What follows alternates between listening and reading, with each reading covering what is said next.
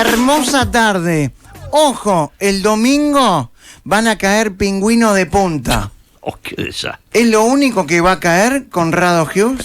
No, algunos tenemos esperanzas de que caiga alguna otra cosa. Yo, por lo menos en lo personal, tengo algunos legisladores que van a perder su banca que me dejan muy contento. ¿Por ejemplo? No. Ah, no. Usted sabe cómo son los medios. Hace mucho tiempo están los medios, tanto en la radio como en la televisión. Pero es conocido que hay algunos que no. Yo tengo muy buenos amigos en todos los partidos, sí, pero hay alguna gente que, para decir algo, Constanza Moreira creo que no salva su banca. Bien. Rafael Michelini creo que no salva su banca. Bien. ¿Andrade? Ahí las risas saca la ahí, banca suya y le regala una a Carolina Cose. Pero ahí tiene un problema usted, ¿no, Connie? Porque usted es anticomunista. Una de las definiciones personales por las cuales me identifico es como anticomunista. Anticomunista. ¿Y Andrade es su amigo? Sí, porque eso no quita, es decir, yo desde el comienzo que estuvimos, digamos que comenzamos a discutir a marzo del 2017 en todas las voces, sí, entre los dos hubo empatía. Han hecho una buena relación de amistad. Nos hicimos buenos amigos. Yo soy tolerante porque soy liberal. Sí. Él es tolerante porque es un comunista raro. Porque los comunistas no son tolerantes. No, los comunistas no son tolerantes. Yo por eso le dije que en conversaciones que teníamos, le dije un día, Oscar, después de 3-4 programas que vi que era un tipo realmente que llevaba preparado, que estudiaba, que tiene buena articulación de argumentos, digo, vos vas a hacer una gran carrera política, sos muy joven y te preparás. El único problema que tenés es ese partido que es un desastre. ¿El comunismo? No, el comunismo es un desastre humano, universal, pero el Partido Comunista del Uruguay es espantoso. ¿Por qué?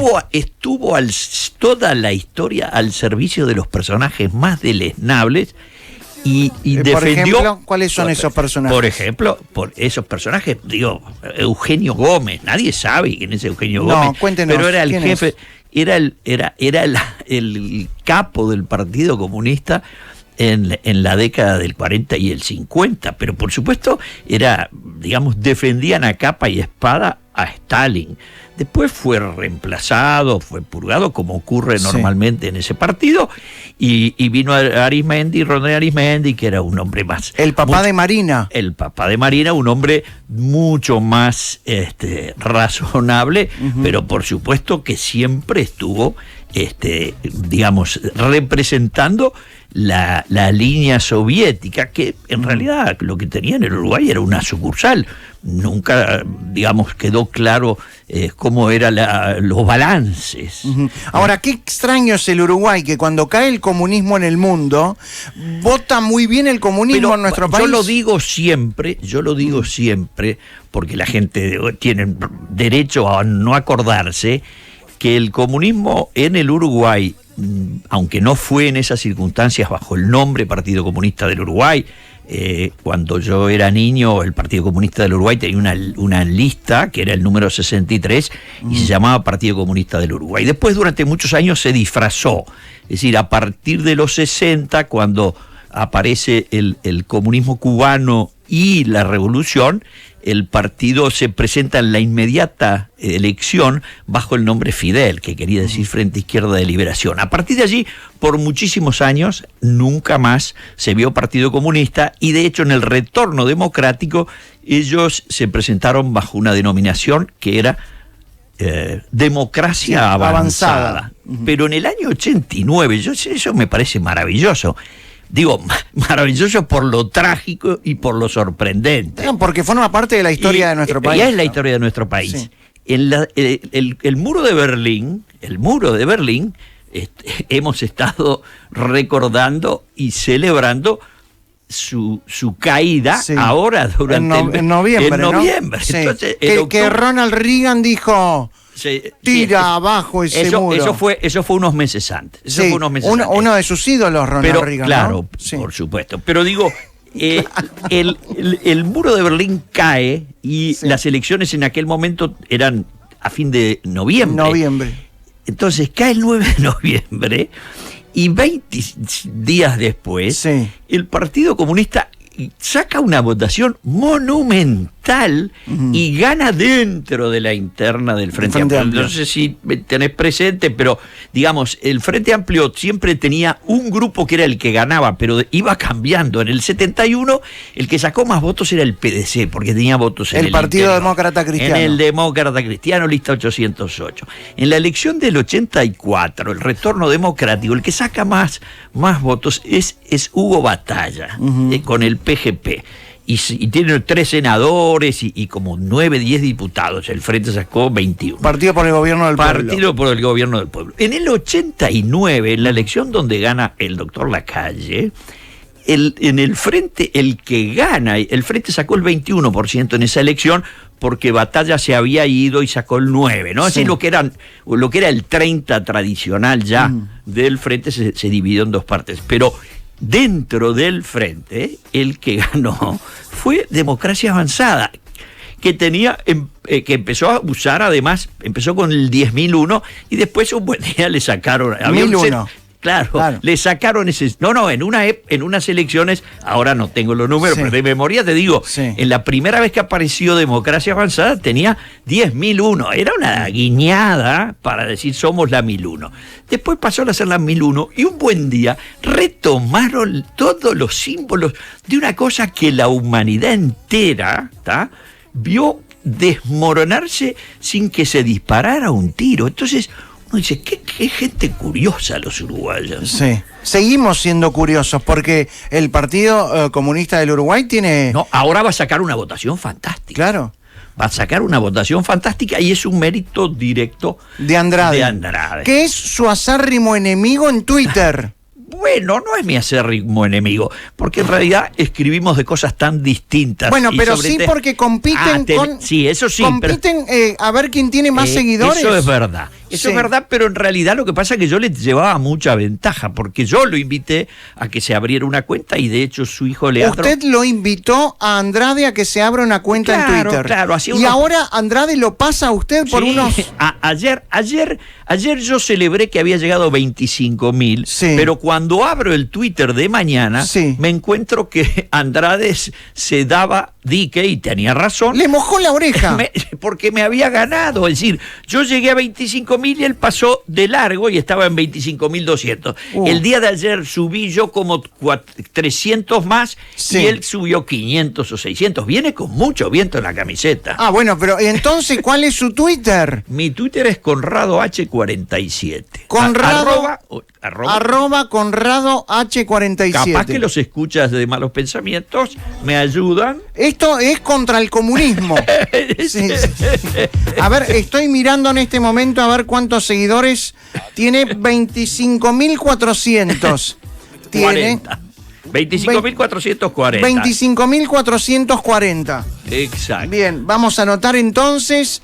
Tiene 25.440 y que quiere llegar por lo menos a 26.000. Sí, si pudiéramos llegar a las 7 de la tarde. Si llegáramos a las 26 te debo, después pago yo el asado. Bueno, asado que fue a comer al Zunca una vez. También fui a comer al Zunca. Es que Connie Hughes, que lo conocen de todas las voces, digamos que la televisión lo masificó, ¿no? A ver, yo quería, pensé que esa pregunta me la ibas a hacer. Yo tengo 72 años. Sí. Fui ministro cuando tenía director de OPP en la época de la calle, en los 90 en los 90 y director de la ANCAP en el fin de los 80, es decir, cuando tenía 40 años. No me conocía a nadie. Igual que Sendik. Sí, pero creo que fui mejor director. Pero no me conocía a nadie. Yo iba tranquilo al supermercado, que nadie me iba a decir nada. Es verdad que no había redes en esa época. Ajá. Ahora, cuando empecé a aparecer en la tele con 70 años, no puedo digamos, yo nunca actué ni hice ninguna cosa que estuviera mal adentro de un supermercado, pero no puedo dejar de atender a gente amabilísima que quiere sacarse selfies, felicitarme o comentar algo de lo que dije. ¿Incluso la gente de izquierda? Bueno, la gente de izquierda no he tenido nunca, digamos, ningún problema. Absolutamente ningún problema en ningún ambiente ni en ningún lugar, ni en una cancha de fútbol, ni en el hipódromo, ni en la calle, ni en barrios populares. ¿Le gustan los caballos? Es de las cosas que más me gustan. Soy aficionado por tradición familiar desde niño y lo conservo como no tengo los medios, no puedo tener caballos, pero sí los voy a ver. Pero tiene un apellido oligarca usted, Conrado Hughes. No, yo lo que tengo es un apellido antiguo. El mismo apellido que Eduardo Galeano. Mi primo Eduardo llevaba el mismo apellido. Pero nosotros lo que somos, primero en el Uruguay, lo que hay es familias un poco más antiguas, un poco más recientes. Alguien que vino, qué sé yo, en el comienzo del siglo XVIII es una familia antigua. Alguien que vino en la mitad del siglo XVIII es un inmigrante ya con tradición. Los que vinieron al final del siglo XVIII, al XIX, digo, es decir, la gente, los vascos, por ejemplo, que vinieron en el final del siglo, sobre 1890 y eso, son inmigrantes ya hoy totalmente convertidos a orientales. Y después, todo el proceso de las guerras en Europa determinó los últimos inmigrantes hasta esta nueva ola en la posguerra de la Segunda Guerra hasta el año 52, 55. Yo tengo un cuñado que llegó gallego, que llegó en el 61, 62. Entonces, la diferencia entre unos inmigrantes y otros, yo tengo apellido inglés porque hubo un inglés que vino acá en la Navidad de 1829 y tenía 19 años. Acá, pero si no existía el Uruguay. Y bueno, vino a Montevideo. Pero no existía, no empezó todo en el 2005. No, pero es así, no cuando el primer Hughes vino acá, era la Navidad de 1829, no éramos república. Divino. O sea, pero también tengo otros ancestros gallegos que vinieron antes, en 1760. Tengo un antepasado de granadino que vino a Maldonado en 1760, que es cuando se fundó Maldonado. Y por lo tanto yo puedo remontarme 7 generaciones y era un señor Cortés que era de Granada. ¿Usted sabe todo eso porque le gusta meterse en su árbol genealógico? ¿Estudió eso? ¿O lo sabe por de boca a boca? No, a ver, es una combinación familiar. No, yo, digamos, normalmente mis parientes me consultan porque saben que he dedicado algunas horas a este tema, he leído mucho y he investigado un poco. No soy un genealogista, soy un aficionado al conocimiento de la familia, pero como no nacimos de un gajo, sino que venimos de un árbol que hunde sus raíces, primero todos venimos de un árbol que hunde sus raíces en el tiempo, en el caso personal mío es simplemente un conjunto de antiguas familias y eso para mí además es motivo de mucho orgullo, pero no me da ningún mérito. Los méritos los tengo que hacer yo para corresponder a lo que estos antepasados hicieron por el Uruguay y por su familia. Estamos con Conrado Hughes.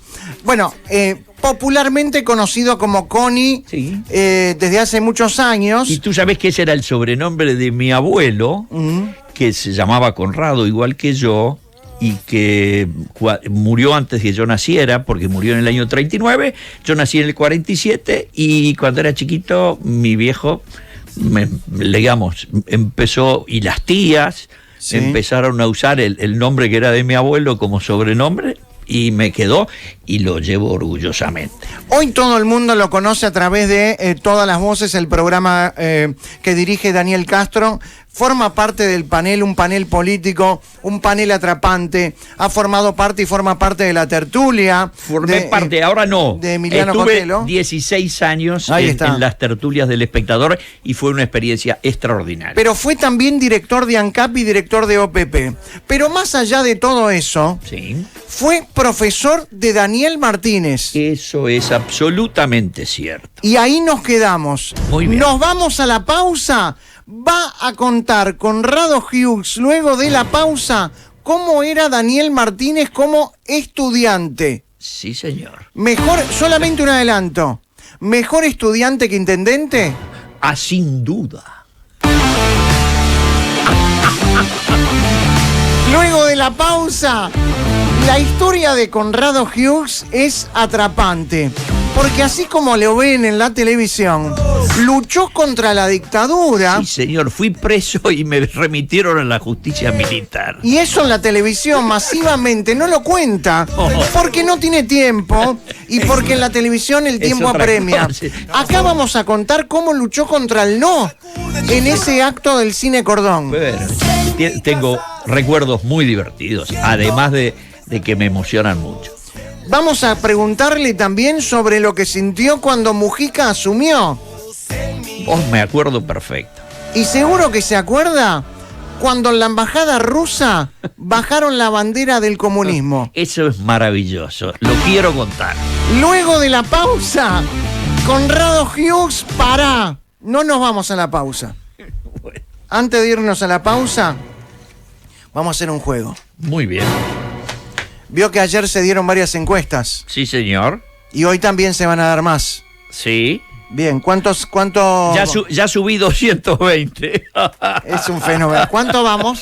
624. 25.624. Y estamos en 400. Bien, arroba Conrado H47, que es mi nombre, la inicial de mi apellido y mi año de nacimiento. Conrado H47. Si lo pasamos a Andrade, lo llamamos por teléfono. Perfecto, me parece buenísimo. ¿Sabe que Andrade estuvo invitado acá al programa? ¿Y va a venir? No vino, dijo que no. Dijo bueno, que no. Qué lástima. ¿Qué hacemos con el comunista? Lo llamaremos por teléfono, yo tengo el celular. Bien, a ver, hablábamos de que ayer anoche se presentaron encuestas, sí, y hoy también. Sí, señor. Yo hice mi propia encuesta, no di los números al aire y lo guardé en sobre cerrado. Juguemos a esto. Frente Amplio, ¿a cuánto llega? Yo el martes di mi pronóstico. Ah, bien, a ver. 37,3. 37,3. Partido Nacional. 32,3. Y bueno, yo dije que no era una encuesta, sino un pálpito. Los que vamos a las carreras de caballos siempre pensamos que el nuestro es el que va a ganar. Es el que gana, claro. 37,3 Frente Amplio. 32,3 Partido Nacional. Sí, señor. Partido Colorado. Partido Colorado, 14,1. Manini. Pese a la audiencia de malos pensamientos, 8,3. Muy poco. Bueno, esa es la sorpresa, que alguien diga muy poco, un señor que hasta hace 4 meses era el comandante en jefe del ejército. Momento, ¿y Trump qué? ¿Cuánto hizo su carrera? Bueno, no, es que está también Iván Duque, el presidente de Colombia. Sí. En el verano en que salió electo presidente, en las encuestas de enero daba 8,5 y terminó ganando las elecciones. Pero yo creo que el Uruguay es... 8,3 Manini. Perdón, con eso significa que saca casi seguro 3 senadores. Partido Independiente. 1,7. Y Novik 1,2. ¿Algo más, Salle? No, ¿Salle no entra? No entra. El que entra es... ¿Vega? Vega. Vega le veo como 1,3, 1,4. Bien, El Parlamento según Conrado. Qué buen nombre para una obra de teatro. Un stand-up. ¿No? Si Abdala, si Washington Abdala, si el turco Abdala hacía stand-up. Y tú sabés que el turco fue subdirector mío. ¿Me podría invitar a hacer un stand-up? De todo esto vamos a hablar luego de la pausa con Conrado Hughes. Luego de la pausa, aquí en Malos Pensamientos. El Twitter de Conrado Hughes es... Conrado H, @Conrado H47. Ustedes saben que el tipo que tengo yo frente a mí, que tiene hoy 72 años, Sí. fue uno de los primeros en el Uruguay en tener mail, en tener correo electrónico. Sí, señor, absolutamente cierto. Luego de la pausa, esto es un personaje. ¿Por qué no se tiró a la política de nuevo? No, Promesas ya lo dije en un reportaje. Para mí es actividad para jóvenes. Yo soy un señor grande, cuido a mis nietos, ayudo a mis nueras y disfruto de la vida. Leo libros, escucho radio, tuiteo y estoy jubilado. Son las 18:02.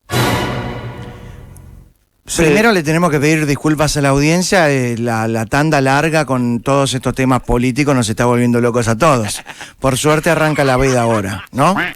Esta noche. Esta noche. Segundo, tenemos que avisarle a la gente que Connie Hughes, Conrado Hughes, está en una compulsa en la que le va la vida. Sí. Esto no le importa quién gane el domingo, le importa ganarle a Andrade en el Twitter. ¿Es así? Sí, pero tenemos que llegar, pasarlo. Todavía estamos unos 80 o 100 abajo. Sí. ¿Cómo estamos? ¿Cuál es el Twitter? El Twitter es @ConradoH47. @Conrado H47. Si lo pasamos, va a contar cosas que no contó nunca antes. Sobre Andrade. No tengo. No, algo personal debe tener. No, pero no, yo no tengo. Algo casi como lo que salió del pelado Martínez, así, algo loco. No, nada de eso, no. Bueno, ¿quiere escuchar la presentación de la entrevista? Porque arrancamos la entrevista sin presentación. ¿Cómo no? Ahora arranca. Malos Pensamientos presenta La Entrevista. Nombre, apellido, edad. La entrevista de Malos Pensamientos. ¡Uy, qué miedote! La Entrevista. Si no les molesta, continuemos con las preguntas. ¿Hace mucho que no estás con un chico? Prepara tus oídos para La Entrevista. Pregúntame. La entrevista de la semana es presentada por Crédito de Valor. Solicita el préstamo a tu medida al 0800 2338. En Crédito de Valor creemos en vos. La entrevista. Conrado Román Hughes Álvarez nació en Montevideo el 10 de agosto de 1947. Es contador público, conferencista, profesor y panelista de las tertulias y de todas las voces, y ha estado vinculado a la política desde muy joven. Actuó en política desde los 13, es decir, pasé la cincuentena. La entrevista. Entre 1971 y 1999 militó en el Partido Nacional. Durante la dictadura militó por el no a la reforma constitucional de 1980, contribuyendo a la realización del acto del Cine Cordón, y con su mirada liberal integró el directorio de ANCAP entre 1988 y 1990. Solo con una temporada más de gestión de este directorio y del que presidió Raúl Sendic, pueden hacer desaparecer a ANCAP con toda tranquilidad, manteniendo el monopolio. Fui director de ANCAP y el primer día que asumí dije, yo soy partidario de la derogación del monopolio. La entrevista. El 1 de marzo de 1990, el presidente Luis Alberto Lacalle lo nombró al frente de la Oficina de Planeamiento y Presupuesto, cargo que ejerció hasta el 28 de agosto de 1991. La entrevista. Fue uno de los promotores de la economía liberal y desmontar el Estado ballista. Yo soy liberal, y cuando digo soy liberal en lo económico, soy liberal en lo político. Desde el 2017 participa como panelista del programa de debates Todas las Voces, pero su vocación por la discusión viene de mucho antes. Me gusta estimular el debate, mi actuación en la actualidad en Twitter y en las tertulias del Espectador. La entrevista. Hoy, Conrado Hughes nos acompaña en Malos Pensamientos para analizar la actualidad y la coyuntura política previa a la elección de este domingo. Y ya le hemos conseguido una silla bien cómoda para que espere sentado algunas cosas que él le viene reclamando a la izquierda desde hace tiempo. A mí me gustaría que alguna vez algún dirigente de izquierda hiciera un acto de honradez intelectual y dijera, esto se lo debemos a un grupo de gente que, siguiendo a un gran pensador y economista uruguayo, el doctor Ramón Díaz, en los años 80 dio la batalla por la sensatez de las ideas económicas, porque esas ideas, en las líneas generales, siguen vigentes. La entrevista. ¿De cuántas cosas vamos a hablar con Rado Hughes y vamos a tratar de que nos dé el tiempo? Sí, con las tandas que tenés. Bueno, hay que comer. Sí, yo sé. Y eso que no le pagan a los entrevistados. No es como la Argentina. Mirá qué liberal salió, ¿eh? Mirá qué liberal, qué oligarca. No es un trabajo Esto es un trabajo. Está bien. Yo te pago por la entrevista y me pagás por cada seguidor de Twitter. Eso. Conrado Hughes, ¿era buen alumno? Daniel fue un buen alumno. Había mejores.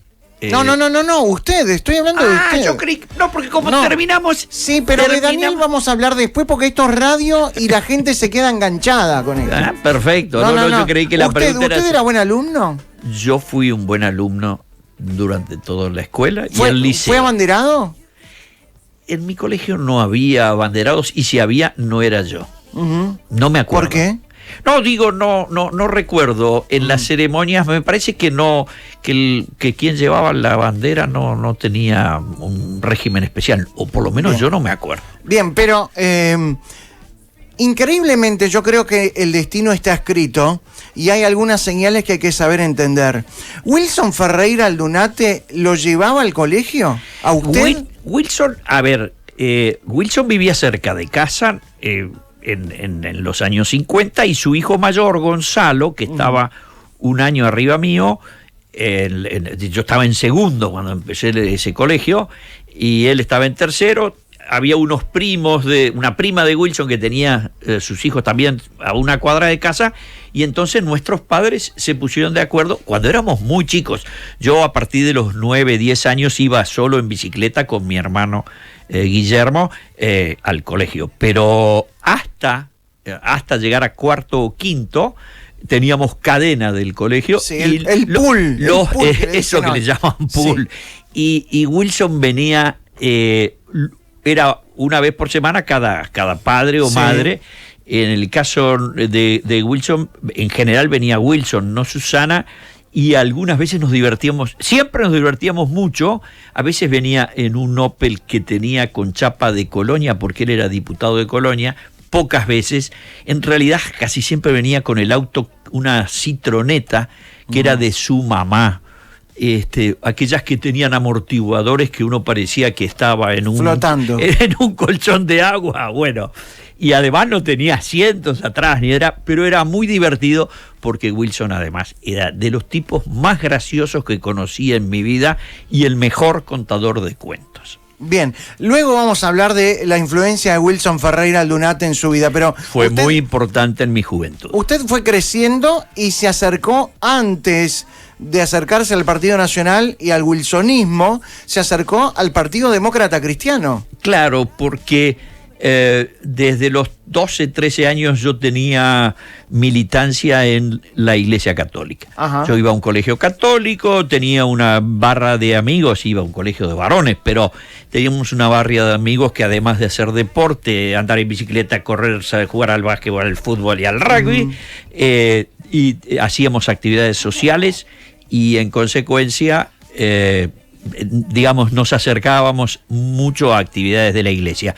Y en esa vinculación terminé en el Partido Demócrata Cristiano y lo recuerdo muy bien porque trabajé en la campaña del 66, que fue la primera que yo voté, pero también recuerdo haber trabajado en la del 62, donde apenas era simplemente... Y ahí conoció, por ejemplo, a Lescano y a Cancela. Ellos, de la juventud en aquel momento estaba Walter Cancela, ahora desaparecido recientemente, estaba Héctor Lescano, que era más joven que yo, estaba el contador Juan Yang, y que fue director del Banco República y que estuvo en el pacto del Club Naval. Es decir, y después cuando entré a preparatorios como militante del PDC, me encontré con mucha gente más, y desarrollé una amistad que conservo hasta hoy. ¿Y Wilson lo recordaba que lo llevaba al colegio? ¿Usted le contó?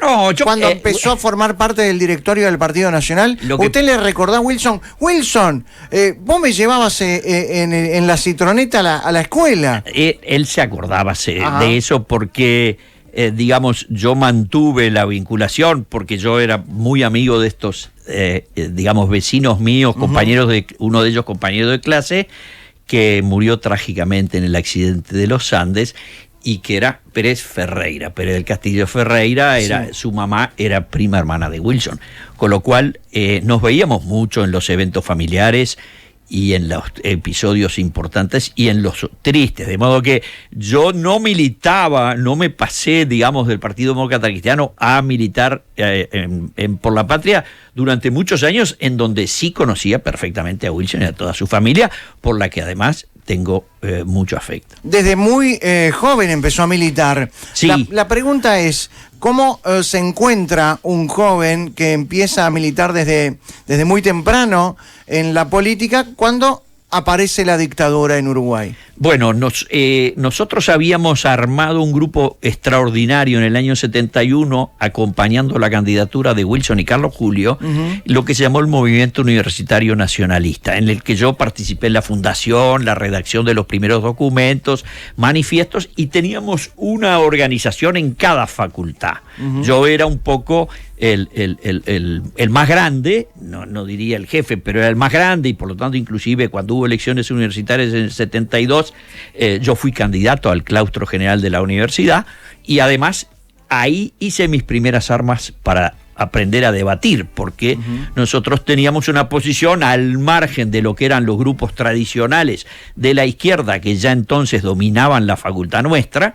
Yo me peleaba mucho con una persona con la que mantengo hasta ahora una estrechísima amistad, que él es comunista y vive en Miami, y yo soy liberal y vivo en Montevideo. No entiendo, ¿cómo es comunista y vive en Miami? Bueno, porque es muy conocido, es un periodista, el canario Jorge Robinsky, era la voz del Partido Comunista en la Facultad de Ciencias Económicas.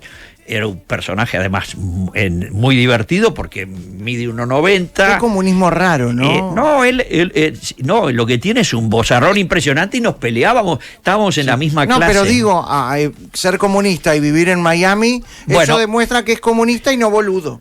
Bueno, pero él cuando se fue a vivir a Estados Unidos, hará unos 10 años, y cuando trabajó en radio en la 30. Trabajó 36, en radio en el Uruguay, trabajó en programas de televisión. La hija es exitosa. Es una exitosa periodista, exactamente, y él sigue participando en el debate del Uruguay desde su cuenta de Facebook, que yo sigo, y normalmente le mando mensajes y comentarios. Pero estábamos en la dictadura. Y bueno, en la dictadura nosotros hicimos un pequeño grupo, éramos todos estudiantes que estábamos terminando, nos recibimos, de hecho el grupo éramos 8, 2 agrónomos, 2 abogados, un ingeniero, todas personas que después fueron figuras públicas, por actividades gubernamentales y cosas de ese tipo, y nos reuníamos regularmente para participar en los pequeños gestos de resistencia a la dictadura. Por ejemplo,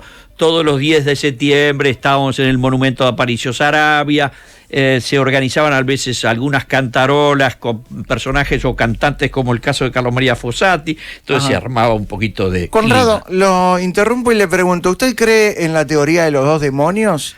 ¿Usted cree que los tupamaros fueron los responsables de que la dictadura llegue a nuestro país? Estrictamente creo que sí.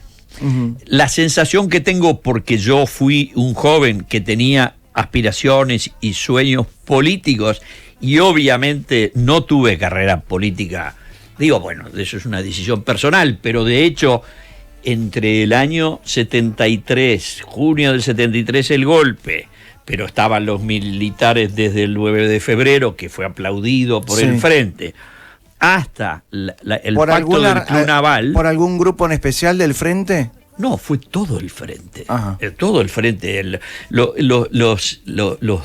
especial, por supuesto, el Partido Comunista, como no podía ser de otra manera. El diario La Hora tiene unos panegíricos a la proclama, porque les decían que, porque en esa época, no es ahora que ellos creen que la gente de izquierda cree que hay militares malos y militares buenos, porque si creyeran que todos los militares son malos, que es lo que venden acá, no podrían estar 5 minutos en Venezuela, donde todos los que gobiernan, todos los que dirigen, todos los que mandan y todos los que torturan son todos militares, del primero al último, empezando por el delincuente de Diosdado Cabello y siguiendo por todos y cada uno, y lo han visto hasta el chofer de bondi disfrazado de milico.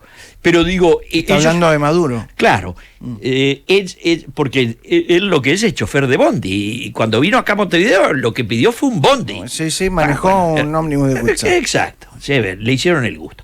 Pero digo... debe ser por eso que no lo condenamos. En el verano de 1973, sí, los que aplaudían, ¿sabe por qué? A ver, la gente dice, ¿y por qué aplaudían a los milicos que se sublevaron contra el gobierno que se había instalado hacía 8 meses? Yo no tenía ninguna simpatía por el señor Bordaberry, que era de Pacheco, a quien detestábamos. Después le adquirí gran respeto. Pero estos aplaudieron cuando los milicos Cuando tomaron... dice estos, ¿estamos hablando del Frente Amplio? Sí, y especialmente el Partido Comunista. Pero, ¿sabés qué pasa? En ese momento había una dictadura en el Perú que dirigía un generalote que se llamaba Velasco Alvarado. Y Velasco Alvarado, que era un delincuente cachafaz, había proclamado en el año 68 reforma agraria, de todas mentiras y sistemas de robo escandalosos a favor, por supuesto, de sus amigos militares.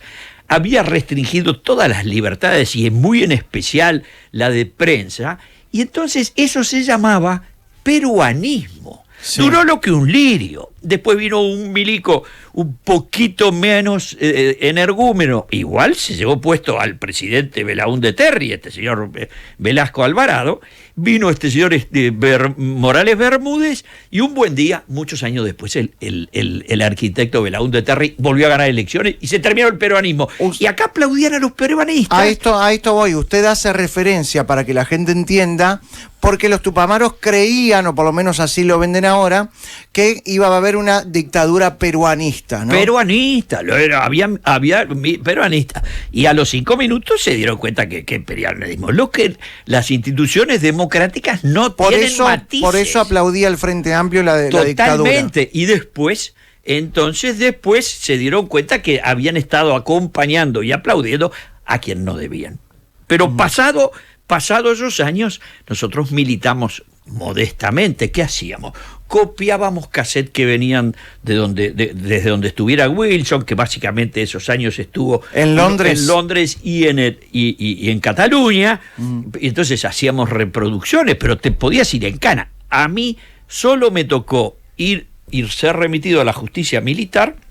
¿En cana? 4 días. 4 días en ocasión del 14 de noviembre del 80, cuando se hizo el primer acto en contra de la reforma constitucional, sí, o lo que se conoce con el nombre del voto por el no. El voto por el no. En el Cine Cordón, acá yo fui firmante, sí, porque la mayoría de los políticos, yo estaba en la Junta Nacional de Por la Patria representando a los jóvenes, y la mayoría de los políticos no podían firmar, había que presentárselo a un coronel que era el jefe de policía de Montevideo, que se llamaba el coronel Núñez, y había que presentar una nota. Entonces la presentaron una nota, la firmó el ingeniero Terra, la firmó el escribano Esperanza, que eran unos señores mucho más grandes que yo, pero y que no eran políticos con cargos digamos parlamentarios, y por lo tanto no estaban proscritos. Y yo me dijeron, ¿y Connie puede? Sí, yo firmo. Y me hicieron una ratonera, me llevaron, me trataron bien, ¿eh? Porque ya eran los 80 y ya eran otros aires. No, algunos igual en esa época seguramente no lo trataban como nosotros. De todas maneras, nos mandaron a la justicia militar, y nos interrogó ahí en el 8 de octubre un coronel del aire. Cuando salimos, nos dijeron, mañana lo sueltan, y efectivamente al día siguiente nos soltaron. Y unos meses después recibí una notificación de que no había violado por organizar un acto para votar. Estamos hablando del acto del Cine Cordón. Del Cine Cordón, que fue en 2 una- semanas antes. Ahí está, en una frase para que la gente entienda de qué significaba ese acto en el Cine Cordón. Era, totalmente prohibitivo reunirse en dictadura, pero como que era ya... la primera vez que es decir, se hizo una serie de gestiones porque, digamos, la campaña era solo por el sí. ¿Tá? Igual que ahora. Sí, claro. Pero había las dos papeletas. Y entonces... el que votaba por el no, votaba a favor de la democracia. Bueno, no era votar a favor de la democracia, era Pero, no modificar la Constitución de acuerdo a un proyecto que las Fuerzas Armadas habían presentado en aquel momento, que constituía una serie de nuevos institutos, incluyendo un Consejo de Seguridad Nacional y una participación de los que existía, claro, pero ellos lo querían constitucionalizar. Bueno, todos los partidos democráticos estuvimos en contra y ganamos la votación. Siempre recuerdo, ganamos 57-43. Lo que fue ese debate en televisión. Famoso. Fue la noche del acto del Cine Cordón. Mismo día fue el debate. El famoso debate del lugar del humo. Tenemos a Tarigo de un lado y a Volentini del otro. Exacto, y está el Yacosa doctor en el medio.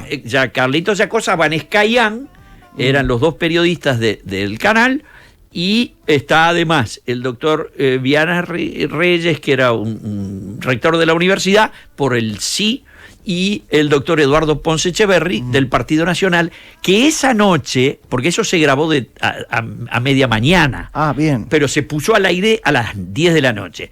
A las 7 de la tarde el doctor Ponce Echeverri dijo un discurso memorable en el Cine Cordón, conjuntamente con el doctor Fernando Liu, con el doctor Héctor Lorenzo Ríos por el Movimiento Rocha, Fernando Liu por la Patria, Juan Andrés Ramírez por el Movimiento Divisa Blanca de la Lista 400 y Ponce Echeverri por el Bien, estamos hablando de un momento increíble en el Uruguay. Increíble, fue de una emoción ese domingo. Se empezaba a respirar levemente un poco de democracia, una endija. ¿no? Ajá. Una endija. Después vino los episodios del 82, donde fui integrante de la lista ACF para las elecciones internas de los partidos políticos, y salí electo convencional.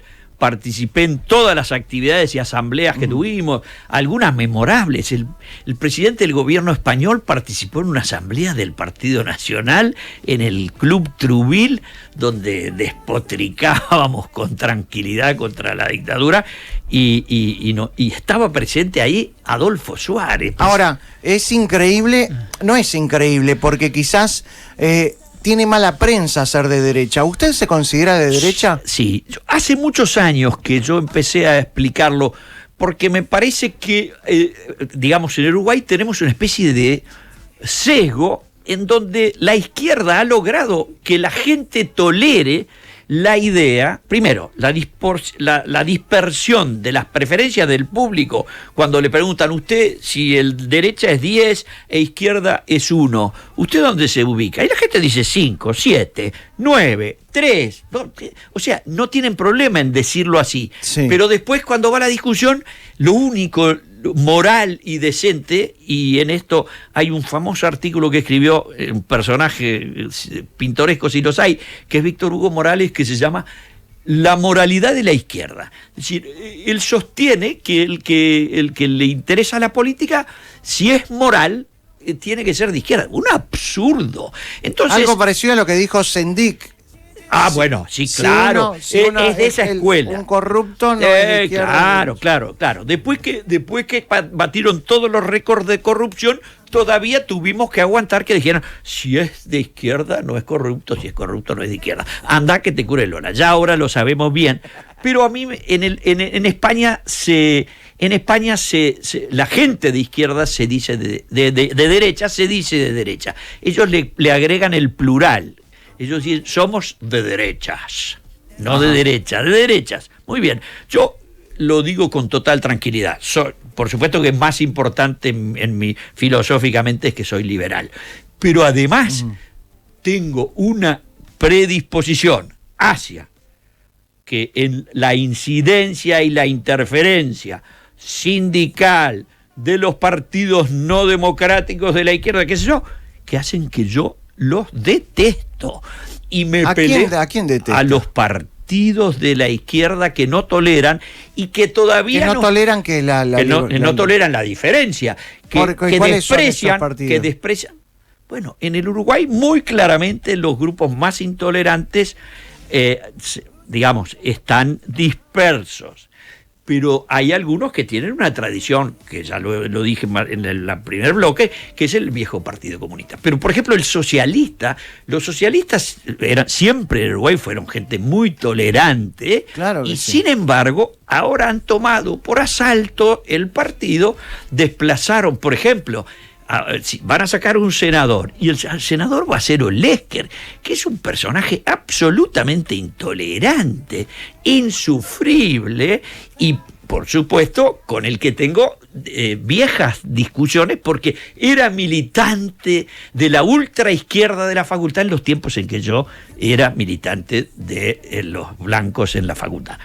Y han tomado todo, y por ejemplo, todo el tema del Foro de San Pablo, nunca hubiera, de la misma manera que uno diría Asamblea Uruguay o La Vertiente, es decir, gente como Rubio, como Arana, no van a acompañar a las iniciativas locas y antidemocráticas autoritarias del Foro de San Pablo. Pero ¿quién va al Foro de San Pablo?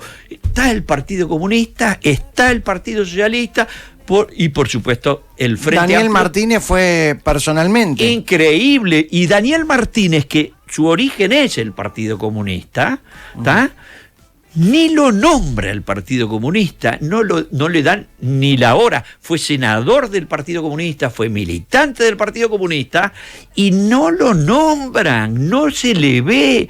Y por supuesto desplazaron también a personas mucho más serias y sensatas como Daisy Tourné o como Mónica Xavier o como tantos socialistas que uno aprecia y respeta, como respeto a la gente de Asamblea de Asamblea Uruguay, o como aprecio y respeto gente de La Vertiente o del grupo de Michelini o de Nin. Ahora, usted dice claramente soy de derecha. ¿A cuánto está de ser facho? No, soy lo más antifacho que se pueda imaginar. Jamás en la vida. Porque la gente hoy asocia ser de derecha sí, con facho, sos un facho. Sí, pero eso es el problema, ese es el tema de convertir a las palabras en un objeto arrojadizo. Es decir, facho, que digamos, en España le llaman facha, que viene de, digamos, de las disputas en la Italia de Mussolini, porque Facio es el as está en el escudo de los fascistas. Es un conjunto viene de los romanos el símbolo y todas las cosas, no viene al caso. Y esos se llevaron puesto a la vida democrática, a la convivencia y a las reglas del derecho. Entonces, es lo mismo que el tema neoliberal.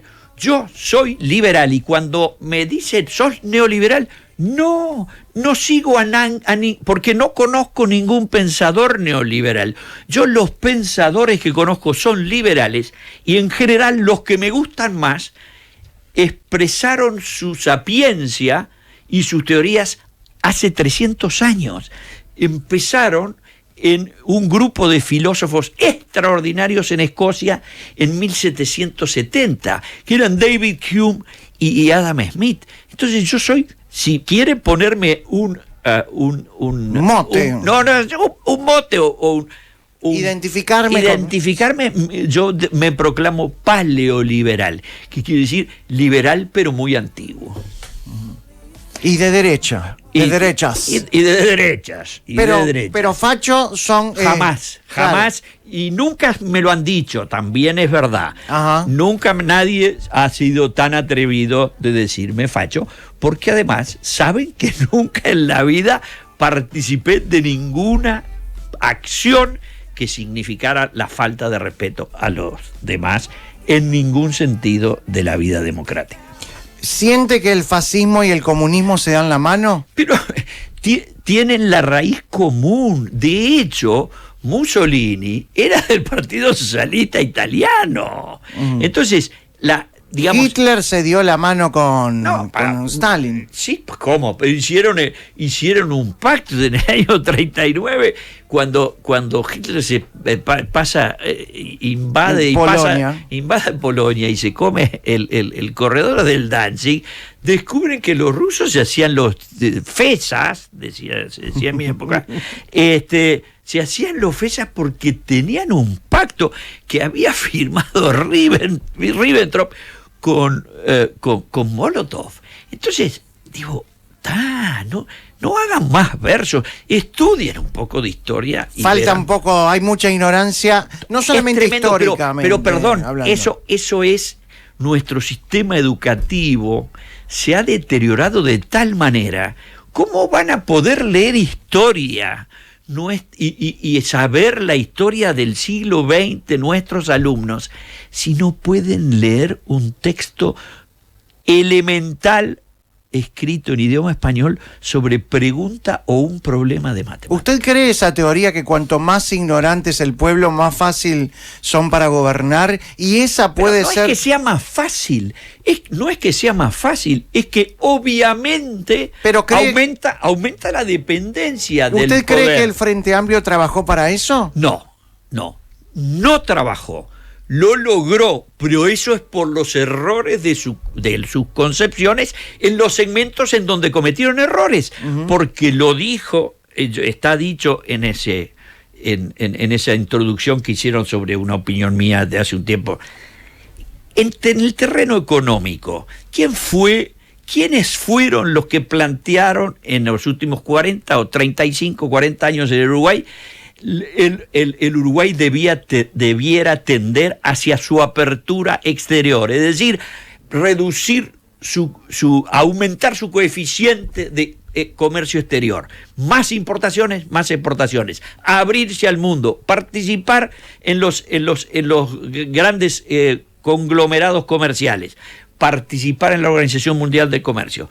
¿Quiénes dijeron hay que tener sensatez y cuidado en las políticas macroeconómicas porque esas son las que determinan la inflación? ¿Quiénes son los que dijeron hay que ofrecer las garantías que nuestro sistema legal tiene para que se instalen y vengan empresas? Todas esas cosas se dijeron y se plantearon básicamente, a partir del retorno democrático por los dos partidos tradicionales, con distintos énfasis, con distintas intensidades, pero yo no le haría el agravio ni al contador Dabrién, ni a Ricardo Servino, ni a Mosca, por supuesto, ni al flaco Achugarri, de decir que ellos trabajaron y dirigieron la economía uruguaya orientada a que le fuera mal al Uruguay. No, estaba orientado a que le fuera bien, que cuando las cosas vinieron muy mal, por otros factores básicamente exógenos como fue la crisis argentina del 2001. Estamos hablando del 2001. La crisis argentina del 2001, la velocidad con que el Uruguay salió hizo que el gobierno del último año del doctor Valle, en las primeras estimaciones de crecimiento del producto, registró 12%. Después lo corrigieron porque había algunos errores, digamos, en la elaboración de esos índices. Pero la crisis del 2002, que fue enorme, sí, y claro, que además se llevó puesto a grandes partes de nuestro sistema financiero, fueron corregidos ¿por quién? ¿Por el gobierno del Frente Amplio? No, fue corregido por el gobierno de la coalición del Partido Nacional y el Partido Colorado, que juntos habían acordado, luego del triunfo del doctor Valle en la primera vuelta de la elección en octubre del año 99, y fue electo el doctor Valle. ¿Cree que la historia va a poner a Valle en un sitial mucho más importante de lo que hoy la gente lo tiene presente? Peti, yo no voy a estar, pero primero, hoy es el aniversario de la muerte de Jorge Valle. Una extraordinaria persona que, dicho sea de paso, voté orgullosamente en esa elección de noviembre del año 99, y con cuyo trato, no amistad, sería un atrevido si dijera eso, pero con cuyo trato disfruté en muchas ocasiones en mi vida. Dentro de 30 años, el doctor Jorge Valle va a tener una avenida enorme. No sé a cuál le van a cambiar el nombre, o no sé si no será una avenida en una zona, porque no nos imaginamos cómo podrá ser el Montevideo del futuro.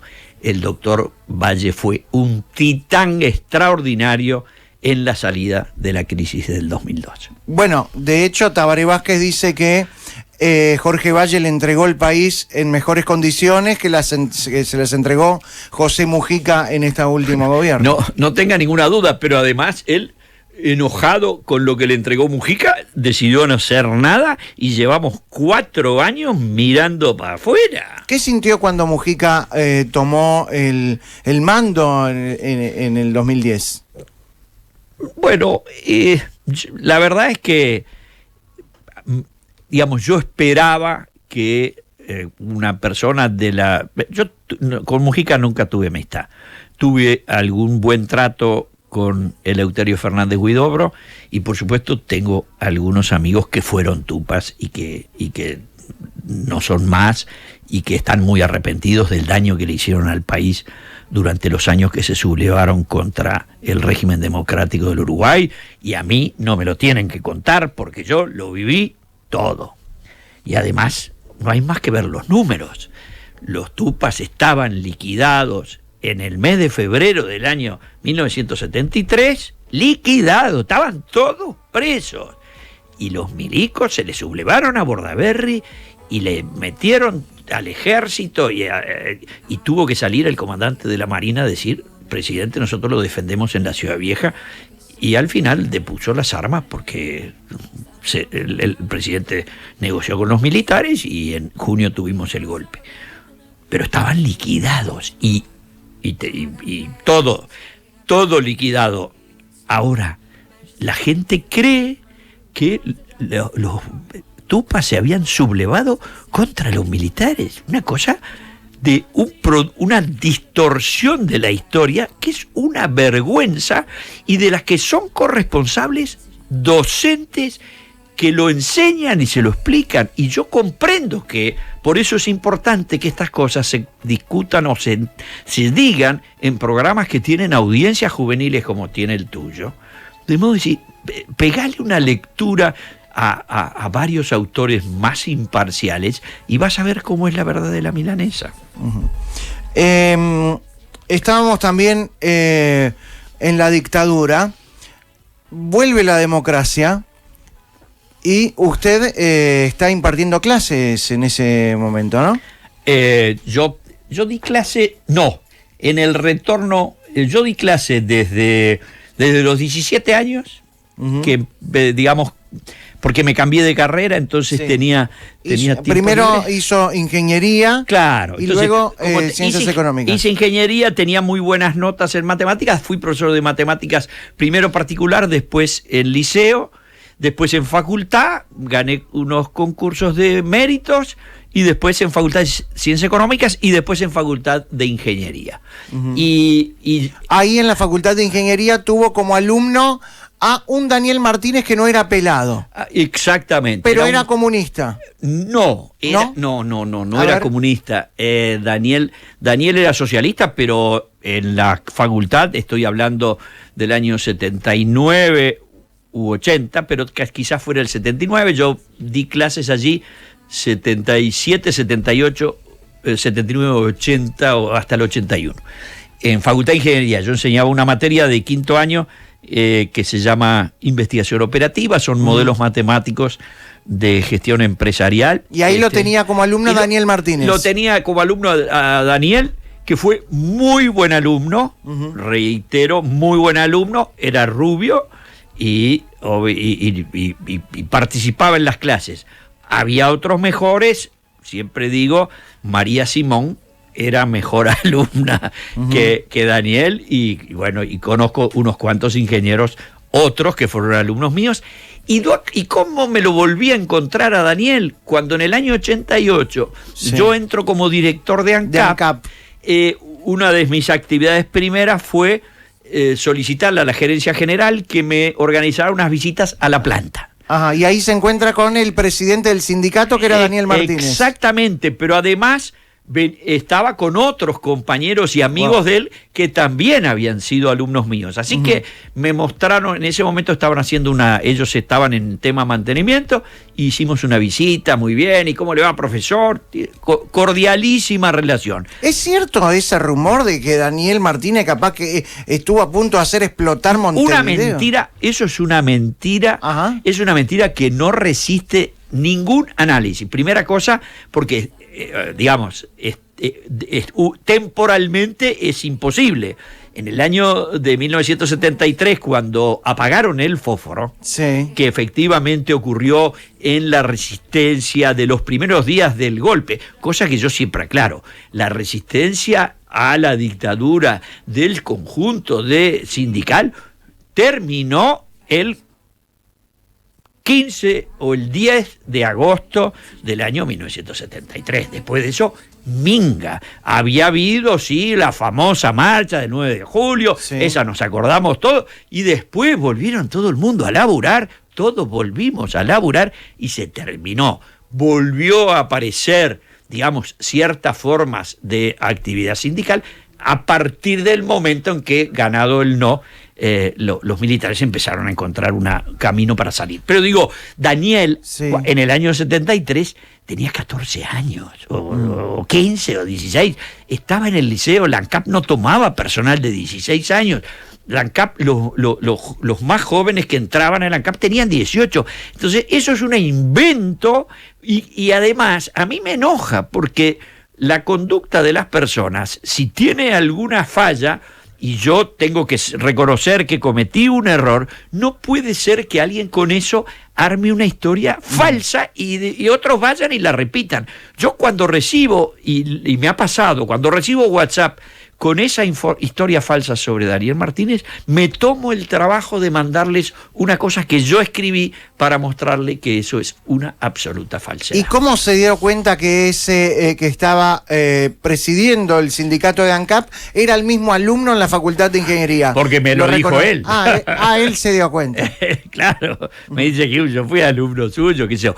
Y después, además, él se fue de la ANCAP, cosa que yo siempre destaco. Él se fue de la ANCAP unos años después, cuando yo obviamente ya no estaba más allí. Usted estuvo del 88 al 90 como director de ANCAP. Claro, era director por la minoría. ¿Tenía tarjeta corporativa? No. La ANCAP no se compró ningún short, ningún colchón. No, la ANCAP no tenía tarjetas corporativas. Teníamos, digamos, el gran privilegio era que teníamos auto con chofer. Ajá. Que yo obviamente nunca había tenido en mi vida y que es muy cómodo si uno quiere ser puntual y llegar a todos lados, porque además yo tenía el mejor chofer de la ANCAP. Pero no teníamos ningún beneficio de ningún tipo, ni ningún privilegio, ninguno. Pero yo cuento... ¿Usted no tuvo viajes al exterior? Eso es la cosa. Hay un tema de austeridad que lo imponía nuestro presidente. Nuestro presidente en ANCAP, en el año 88, era José Luis Valle. José Luis Valle era un primo hermano del doctor Jorge Valle, un caballero, ¿está? Que no tenía que explicarnos que había que tener un comportamiento austero y correcto por demás al estar dirigiendo una empresa que en aquel momento tenía 6.000 empleados. Yo les propuse a los del sindicato bajar a la mitad, me dijeron que no se podía hacer, ahora tiene 2.900. Pero igual han inventado algunos cientos enormes en las peregrinas empresas hijas y nietas como Alur. Pero digo, nunca viajé al exterior, no fui a Buenos Aires a un congreso de nada, porque no pudiera ir, porque no nos parecía bien. Nosotros mandábamos, tuvimos un barco que se quedó al garete enfrente a Ciudad del Cabo, con un cargamento de 1 millón de barriles. Esto fue en el año 89. Siendo director de ANCAP usted, Conrado Hughes. Llegamos una mañana y había una alarma espantosa, se nos había, se había contratado un flete y el barco había fallado y había quedado al garete, sin timón, sí. enfrente sin timón. Sí, sin timón. Enfrente a Ciudad del Cabo. Bueno, hubo que contratar inmediatamente abogados en Londres y mandar gente de nuestra área de operaciones y de gerencia general a Sudáfrica y a Londres. No iba ningún director, iban los gerentes, iban la gente que sabía del tema, iba la gente que podía resolverlo. Estas prácticas de que ahora todos tienen tarjeta Platinum y termina el año y hicieron de los 365 días del año, 150 de viajes por el planeta, es una cosa con la que habría que terminar en el próximo gobierno por respeto a los ciudadanos, porque es un escándalo. Usted lo trató a Raúl Sendic como la imagen del chanta moderno. A ver, a mí me fastidió mucho, obviamente yo no admiraba a su papá, lo hago responsable del desencuentro tremendo que los uruguayos sufrimos en los 60, y ahí tenía que ver el señor Raúl Sendic. Padre, claro. Y luego Raúl Sendic Rodríguez lo seguí desde temprano, porque el ingeniero Martínez me invitó a la Asunción cuando él asumió como presidente de ANCAP. Porque después que él se fue de la ANCAP, que fue a la actividad privada, nos encontramos 1 o 2 veces por año para almorzar. Y me invitó, y yo fui a la ceremonia en donde asumió pleno llegada, digamos, al gobierno del doctor Vázquez en el año 2005. Y ahí estaba este muchacho. Yo había estudiado el currículum y digo, si este señor es un buen biólogo, será un pésimo director de la compañía. Después vimos que además no era un buen biólogo, ni un buen genetista, sino un chanta de cuarta. Pero la verdad es que las primeras medidas las empecé a ver en el fin de ese año de 2005 y luego en el 2006, cuando empezaron con toda la locura de los alcoholes y la compra de una empresa la perfumería. No, pero esas son, digamos, la perfumería, que fue un gran hallazgo del senador Heber, lo que tiene es lo ridículo, pero nunca en la perfumería se podía llegar a perder la plata escandalosa que se perdió. ¿Y por qué se perdió? Se perdió porque hicieron todas las cosas al revés, y el plan que se hizo con todas las cosas al revés, por ejemplo, renovar las 2 plantas. ANCAP tenía una planta en Minas, una planta en Paysandú de Portland. La planta de Paysandú casi prácticamente no trabajaba porque había sido construida en la década de la dictadura por la ANCAP, de la dictadura dirigida por un brigadier del aire, para proveer de Portland a las obras binacionales, concretamente al puente Paysandú-Colón, Fray Bentos Puerto Unzué y a la represa de Salto Grande. Cuando esas obras binacionales se terminaron, la planta de Paysandú no colapsó, simplemente redujo su actividad a la mínima expresión. Sin embargo, el ingeniero Martínez, dirigiendo la ANCAP, decidió que había que hacer una renovación del sistema de hornos, no de Paysandú, de Minas. Pero el sindicato le dijo, si haces una en Minas, tenés que hacer lo mismo en Paysandú. Y en vez del ingeniero Martínez decir, señores de la FANCAP, esto es una empresa seria, no podemos gastar en Paysandú, donde no hay manera ni lugar donde vender ese Portland, accedió. Y a esa planta de Portland le compraron un horno nuevo, que es el famoso horno de $80 millones. Que nunca se utilizó. No, que nunca se armó. Mucho peor. No lo montaron. La gente como que lo acusa a Sendic como el principal personaje, el principal personaje de todo el fracaso de ANCAP. ¿Daniel Martínez también es responsable? Pero por supuesto. pero por supuesto, el plan estratégico de ANCAP, yo se lo dije, lo hizo Daniel Martínez, no lo hizo Sendik. El desastre de la organización con la eliminación del sistema de gerencias, la distribución de nuevos roles.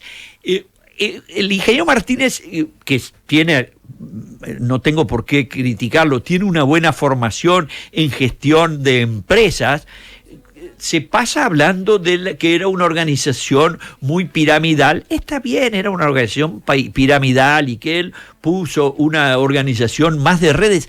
Nada, lo que hicieron fue un desastre atrás del otro y toda la causa fue el acuerdo de compra de petróleo con Venezuela hecho con el dictador Chávez. Pero eso es muy largo, no voy a aburrirlos con mi historia de esto, que es impresionante, ¿no? No solo no nos está aburriendo, sino que nos vamos a seguir divirtiendo luego de la pausa. Luego de la pausa, Conrado Hughes. Siguen malos pensamientos. ¿Cómo va con el Twitter? Enseguida. Adelante, Conrado Hughes con el Twitter. ¿Cuántos seguidores ha subido? 909, así que ya estamos por llegar a 26.000. Perfecto. Y a ver si pasamos a ver Oscar. cómo está Oscar Andrade. A ver cómo está Andrade, Oscar. 903. Estoy arriba. Hemos pasado al comunismo. Vamos a hablar con Andrade luego, ¿eh? Yo creo que se impone. Luego de la pausa, vamos a hablar un poco más de lo que es la realidad que se nos viene. De lo que vamos a vivir desde el domingo hasta noviembre y después hasta marzo. Conrado Hughes. Un tipo de historias monumentales. Luego va a contar la emoción que sintió al ver caer la bandera. Esa es maravillosa. La bandera comunista, la de la hoz y el martillo.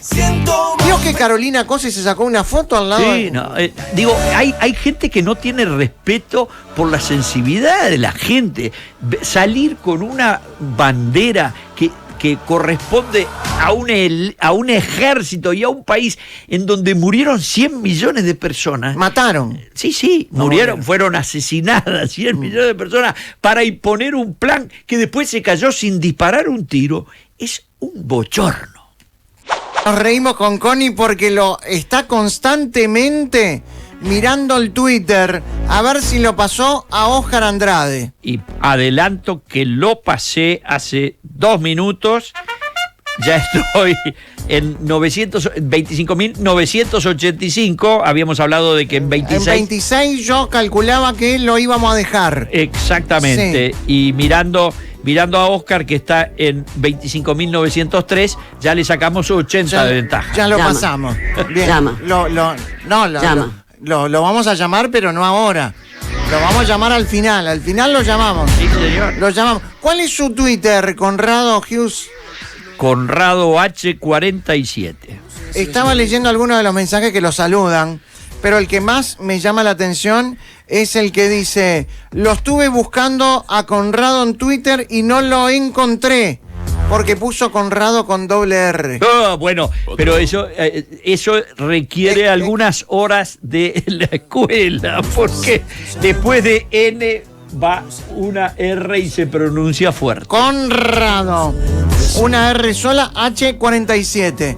Bien, seguilo en Twitter, que si lo pasamos a Andrade, que ya lo pasamos, pero igual si nos mantenemos, lo llamamos antes de terminar la nota, ¿eh? ¿Qué está leyendo ahora? No, estaba mirando en el momento que paso a 26, porque yo saco foto de pantalla cuando 72 años. Claro. Parece un nene chico con el Twitter.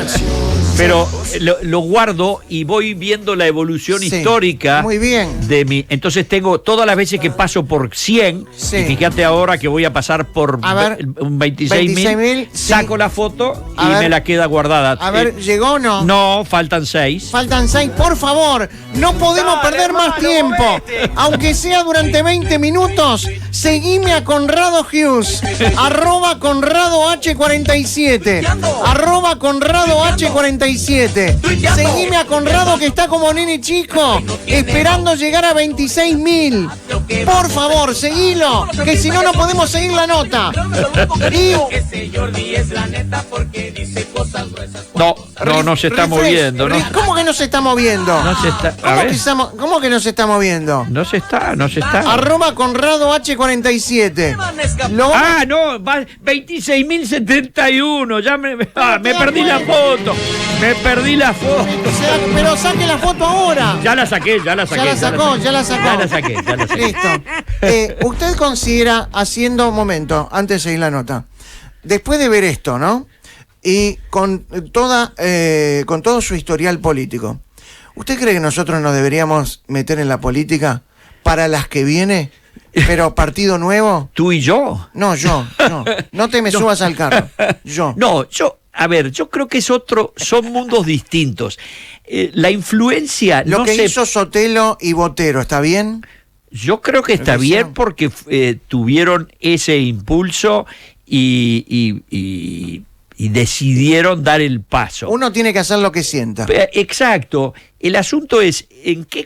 Porque, a ver, no todos uno puede tener buen éxito en una actividad y después la función gubernativa tiene otros requisitos y en una de esas, yo no doy consejos a nadie, pero digo, hay veces en las cuales en la sociedad contemporánea las maneras de influir sobre los comportamientos ciudadanos son bien distintos. Se ha desintermediado, por ejemplo, históricamente, cuando yo era niño, en el barrio, cuando venían las elecciones, yo vivía en Mercedes y Florida, había 2 clubes por cuadra. ¿Qué era un club antes de que existieran los comités de base del frente, que fue el nombre que le dieron para no llamarles clubes? Ese lugar era el lugar donde el ciudadano podía ir en la tarde de ese día y encontrarse con una persona que era un dirigente político con quien podía interactuar, escuchar, recibir un poco de línea y fundamentalmente recibir noticias de cómo se veía y se vislumbraba la marcha del gobierno. Uh-huh. Hoy en día la gente está informada en cada momento. Entonces a través de las redes sociales. A través de los sistemas de las redes. Yo abro Twitter y ya sé que lo que ha pasado, pues me puedo perder un análisis. Para eso lo haré de noche, cuando llego a casa, agarro la tablet y quiero leer 3 artículos, sé que lo hago, pero la noticia la tengo. Entonces, lo mismo que pasa en muchas esferas de la vida social, se dice que se desintermedió. No necesito ese señor del club. Ninguno de los que te escucha necesita que un dirigente político le explique qué pasa. Cada uno hace su composición de lugar.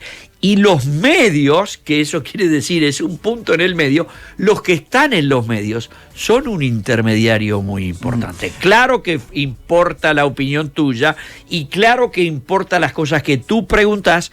¿Por qué?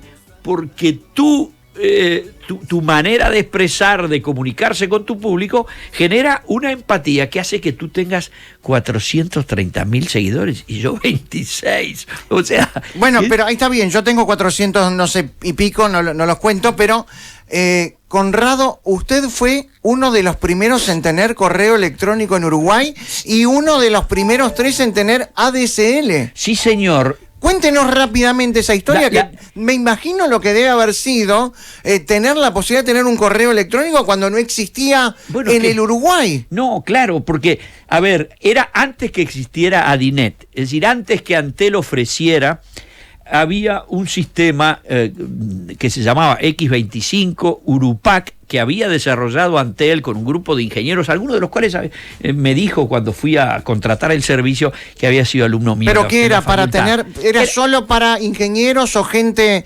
contactada? Primero, no existía la World Wide Web. nosotros ahora Ajá. hablamos de Internet, pero... Vamos a contarle a la gente que capaz que, viste que hoy hay tanta ignorancia, que la World Wide Web... Es del 94. Claro, pero es www, Sí, quiere decir es- World Wide Web. Es la telaraña La red. mundial. Claro, la telaraña. red. La Sí. web es la telaraña. Pero la red de Internet, que tiene su origen en el sistema de las universidades norteamericanas y el sistema de seguridad de los Estados Unidos, en ese momento había empezado a generar, todo esto empezó en una vinculación entre la Universidad de California en Los Ángeles, UCLA y la Universidad de Berkeley, o sea, dos universidades que estaban a unos kilómetros y que empezaron a probar comunicarse por computadora. Por computadoras que no eran las computadoras que tenemos hoy. Era la pantalla negra con... de fósforo, Ahí está. letras verdes. Letras verdes. Letras verdes, había unas de amarillas. Bueno, pero se organiza, yo todavía era director de ANCAP, año 89, Sí. y me enteré que habían organizado, que se había puesto a funcionar este sistema, que no se llamaba Internet, que se llamaba Red de Redes, y que se podía gestionar, tener acceso. Eso significaba que yo iba a poder comunicarme por correo electrónico. El asunto es que nadie sabía lo que era un correo electrónico. No y había nadie, se mandaba él solo un No. mensaje. Hola, Conrado, te mando un abrazo, Conrado. No, yo tenía un amigo que sigue siendo amigo mío, pero que vive en California, que era doctor en computación y trabajaba en la Universidad de Berkeley. Y entonces él me dijo, che, si podríamos comunicarnos, yo te mandaría mensajes a través de este sistema. Entonces yo le dije, bueno, por teléfono, ¿no? Le digo, anotá este número. Y yo tenía, era UI 000300048. Esto era la serie de números y después decía antel.com.uy. Ajá. Antel había registrado eso en las cuestiones. Así que, pero ¿cómo había que hacer? Había que prender una computadora, prender el módem, hacer el discado, aquello que hacía... Eso que vamos a escuchar en este preciso instante. Eso. Entonces, uno comunicaba, Sí. después tenía que escribir una serie de comandos en lenguaje Unix, que había que saberlos de memoria, eran como 4 renglones, y ponía la dirección del otro, y el sistema buscaba si el otro estaba online. Si no estaba online, decía no está online. ¿Quiere mandarle mensaje? Le decía que sí, y escribía un textito. Qué fácil es hoy todo, ¿no? Por supuesto. Entonces, cuando salió Adinet, yo llamé a un ingeniero de Antel y Sí. le dije, che, no quiero usar más el X25 Sí. porque es un atraso y tengo que escribir comandos de Unix. Quiero hacer una cosa más simple. Y entonces este ingeniero me dijo, no te preocupes, ya te lo asigno, y me dio cegius@adinet.com.uy, y eso fue 1994. Bien. Cuéntenos, Conrado Hughes, el momento en que cae el comunismo en el mundo y usted decide ir a la embajada rusa porque se enteró que van a cambiar la bandera del comunismo. La hoz y el martillo cae Por la y sube tricolor. la tricolor, que no es ni la de Nacional ni la del Frente Amplio. No, es la del Frente Amplio al revés. En noviembre del año 1991, Sí. la embajada de la Unión Soviética había caído en el 89 el muro de Berlín, luego en esos días se había desarmado la URSS y había constituido lo que se llamó la comunidad de la CEU. Bueno, era el nombre transitorio que tuvo la URSS antes de volver a ser Rusia. La Pero- Unión de Repúblicas Socialistas Soviéticas. Claro, pero hubo ahí, cuando hay un problema en el Parlamento y asume Yeltsin, qué sé yo, la Rusia adquiere el dominio de lo que era la vieja Unión Soviética. Pero todas las repúblicas empiezan a independizarse. Las que más rápido se independizan y no vuelven nunca más a estar bajo las égidas de Moscú son, por ejemplo, las repúblicas bálticas. Estonia, Lituania, Lituania, nunca más en la vida las agarran los muchachos. Pero bueno, ¿qué pasa? Yo estoy escuchando, yo siempre en esa época además trabajaba, así que me levantaba bien tempranito, 7 menos cuarto, escuchaba a Villegas el informativo y escucho que decía, en la mañana de hoy el embajador de la Unión Soviética arriará la bandera de la URSS e izará la bandera de la Federación Rusa. Yo no sabía cómo era la bandera de la Federación Rusa. El embajador se llamaba Laptev y estaba en Montevideo desde el año 84. Era muy gracioso. Si hay grabaciones, búsquenla, porque la manera como hablaba español era desopilante. En la embajada de Rusia. En la embajada de Rusia. Entonces, yo vivía en Soca, casi Libertad. Entonces le escucho a Villegas que dice eso. ¿A qué hora será? Y dice a las 8:30. Me levanto, desayuno, me baño, me visto y salgo corriendo. Eran unas cuadras, era bien cerquita, y me voy caminando. Llego 8:15 por ahí a Boulevard España y Ellauri, y había unas 30 o 40 personas. Yo no daba crédito, porque digo, vamos a asistir a un momento histórico del mundo. Y acá hay 35 personas. Me pareció, digo, qué lástima que esto no se difundió. Claro. Porque vamos a asistir a algo extraordinario. A su vez, yo no tenía cámara buena de fotos. En realidad en mi casa teníamos una maquinita Instamatic, Kodak, que era una porquería y que era de rollo. Claro. Pero, o sea, yo no era aficionado a la fotografía, después me hice. Pero digo, yo tengo que llevar algo porque a mis nietos se lo voy a contar. En esa época yo tenía hijos chicos. Entonces me paré allí y empecé a sacar algunas fotos. La bandera que flameaba era la bandera de la URSS. Bandera roja y en el ángulo superior izquierdo hoz y martillo dorados. Entonces, la embajada estaba con los portones cerrados, lo que da sobre Boulevard España, y me fui a acercarme, me dijeron que no se podía, después dijeron, bueno, está bien, porque había soldados del Ejército Rojo custodiando la entrada, obviamente la entrada estaba cerrada. Salió el embajador, miro así, ¿y quién estaba? A unos metros míos estaba Susana Sierra de Ferreira. La esposa de Wilson Ferreira. La esposa de Wilson.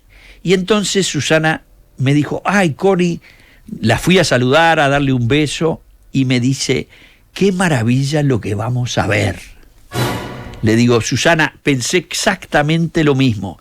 Y ella me dijo, vine acá porque Wilson, que no está más con nosotros, hubiera gozado esto de manera impresionante, porque tú sabes que no le tenía ninguna simpatía a los comunistas.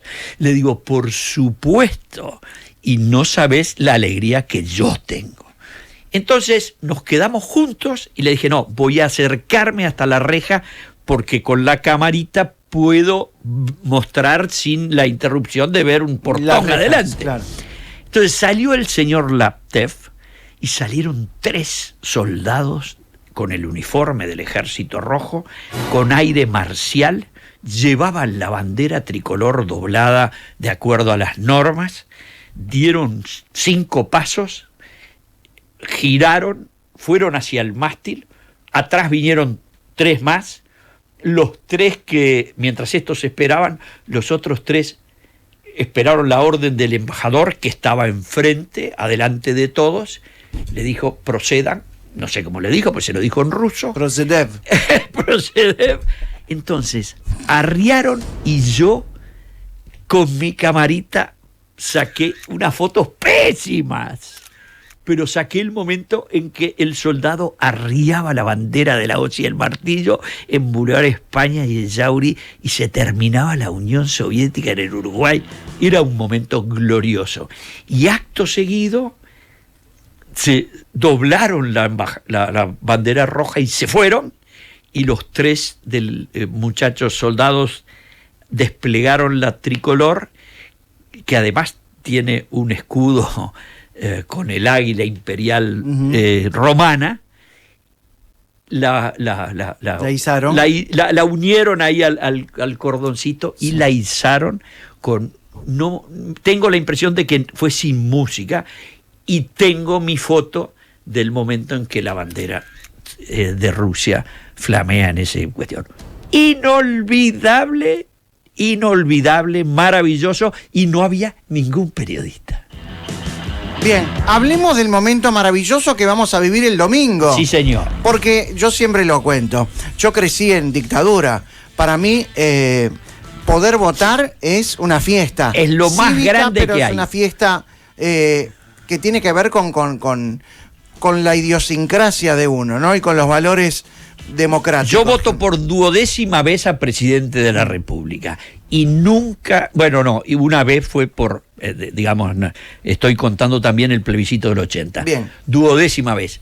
Todos los días de elecciones yo me despierto exultante. Para Bien. mí no hay nada como el pueblo votando. Totalmente. Trataremos de hacer respuestas rápidas. Bueno. ¿Va a votar por la reforma? Sí, voy a Bien. votar. ¿Por qué cree que hay mucha gente que dice, no hay que votar por la reforma, el miedo no es la forma? Me parece un argumento penoso. He escuchado las tonterías más grandes, pero a mis seguidores de Facebook, de Twitter, les recomiendo un tuit que publiqué anteayer después de escuchar una brillante entrevista que le hizo TV Ciudad al doctor Juan Andrés Ramírez. En el momento de reflexión, mañana viernes o el sábado, ponga esa imagen de YouTube, lo busca, lo publiqué en la noche del martes, búsquelo, escúchelo, destine media hora de su tiempo y creo que va a hacer lo mismo que voy a hacer yo. ¿Qué le pareció la irrupción de Manini como candidato por un partido nuevo que hace meses no existía y que hoy fluye de una manera formidable? Es una sorpresa. Los uruguayos estamos acostumbrados a decir que no hay nuevos en la política y que todo es previsible y que es muy estable, y es todas cosas que son ciertas. Cuarto partido con el orden de 10% no tenemos desde la elección del año de 1989. En el año de 1989, concretamente en el 88, el doctor Batalla, harto de la prepotencia de los grupos intolerantes del Frente, se va del Frente, forma el PGP. Perdón, el PGP existía, que eran la vieja 99 que se había ido del Partido Colorado a formar el Frente en el 71 con Selmar Michelini, se va del Frente Amplio y presenta a su partido por el gobierno del pueblo. Entonces el Frente, que venía con un estimado de 30% de votos, pierde 9%, saca 21%, y el partido por el gobierno del pueblo saca 9%. Esa es la última vez que hubo un partido que llegó a este orden, 9%. En el año 94, Rafael Las Michelini... respuestas eran cortas. Digo, no importa. Bueno, Rafael Michelini en el 94 sacó 4,6. Después de eso, el número más alto de cuarto partido fue el Partido Independiente en el 14. ¿Escuchó lo que dijo la esposa de Manini? Que duda que dentro de 5 años, si gana el Frente Amplio, haya elecciones o votaciones. No es muy feliz. No. No es una frase que yo suscribiría para nada, y me parece que no ayuda. Hablando de Venezuela, ¿por qué cree que hay tanta simpatía desde el gobierno con Venezuela y con Maduro? ¿Es por algún acuerdo o negocio que ha hecho el hijo del presidente? No. ¿No? ¿Por qué es? Es porque tenemos una tara seria. Tenemos, digamos, como comunidad, tenemos una tara seria. ¿No cree que es una devolución de favores? No, yo creo... ¿De negocios? No. Bien. No. El deberle favores se le debe. Que los negocios con Venezuela fueron una vergüenza. Que el hijo putativo de Mujica viajó 80 veces a Venezuela y hizo negocios, por supuesto que eso ¿Está hablando existió. del ex diputado Placeres. Y el pato celeste también. El señor que vendía, que se ponía el pato en la cabeza en la cancha y vendía camisetas también.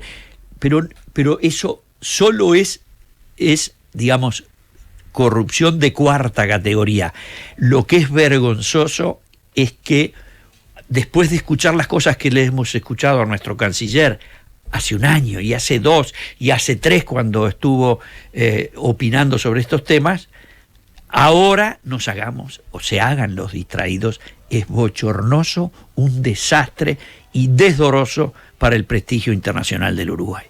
¿El retorno de Sanguinetti al Partido Colorado le pareció positivo o negativo? Me pareció fantástico.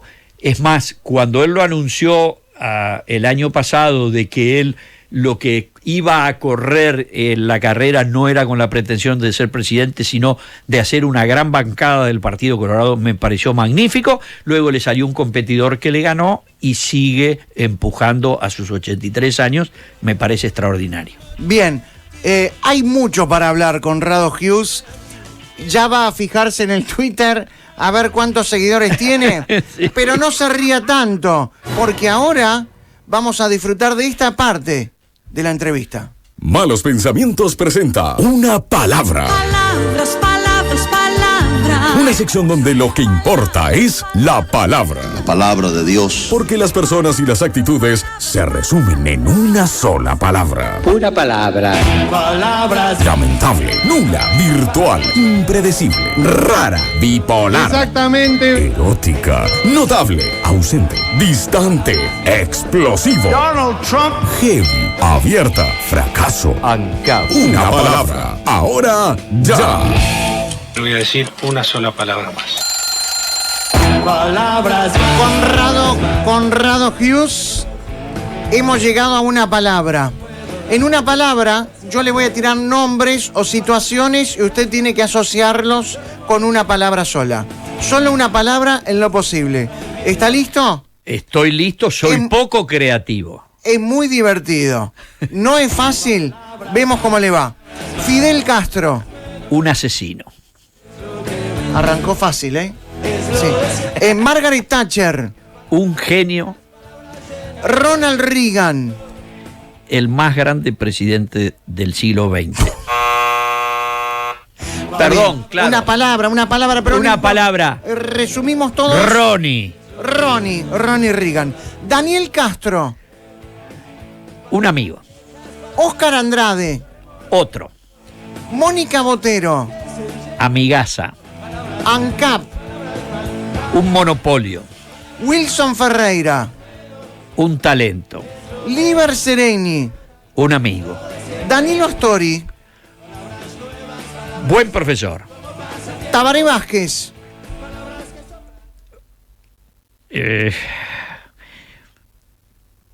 Buena persona. Una palabra, sí, recuérdelo. Bueno, no importa, sigamos. José Mujica. Un soberbio. El comunismo. El castigo del mundo. Los tupamaros. Destructores. El neoliberalismo. No existen. El liberalismo.